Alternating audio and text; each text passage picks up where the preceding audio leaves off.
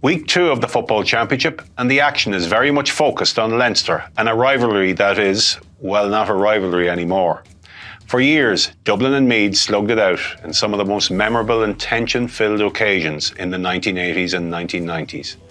But that's a distant memory for some, and not a memory at all for those involved who have only known complete Dublin dominance in their lifetimes.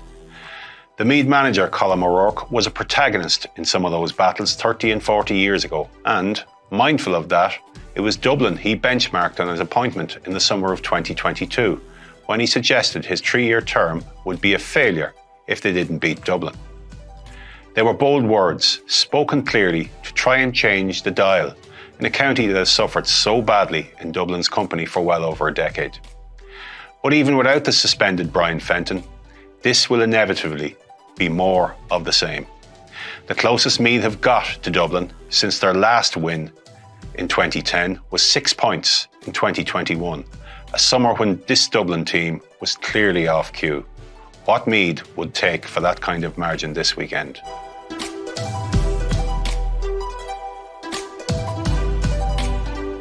It's been a miserable spring for Kildare, with relegation to Division 3 after losing all 7 league games to put 1 foot in the Tailteann Cup next month. But 2 feet? A shaft of light appeared for them last weekend with Wicklow's defeat of Westmeath, the newly crowned Division 3 champions. It was a shock, an ambush, a wonderful win for Wicklow and a real jolt for the other side of the Leinster Championship draw away from Dublin. Kildare will still expect to beat Wicklow this weekend. Not a foregone conclusion, of course, but what a win would do for a team that has only known darkness all year. It feels like they've been thrown a potential Sam Maguire lifeline. Can they grab hold of it? On that same side of the draw are Louth, last year's Leinster finalists and now in pursuit of back-to-back provincial final appearances for the first time since 1958. There's not much for any county to harvest from a Leinster Championship dominated by one team, but this would be something. A win over Wexford, the last quarter-final of 3 over the weekend in Portlaoise, will move them a step closer. Laois and Offaly complete the quarter-final set, and, like Dublin and Meath, it's not a rivalry that stokes the emotions as it once did. Not since 2002 have Offaly beaten Laois in a championship game, and it's 1978 since they won in Portlaoise.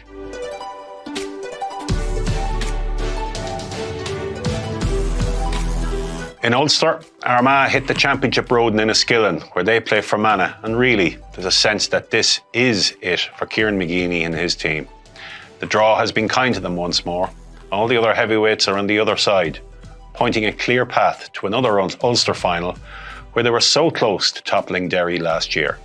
They consistently put themselves in winning positions. Getting over the line, though, has been an issue.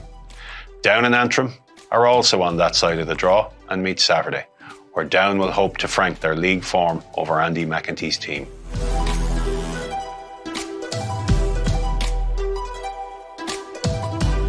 Away from the games, Jim Gavin launched his Football Review Committee survey that is open to the public to canvass their views on what they like and dislike about Gaelic football today.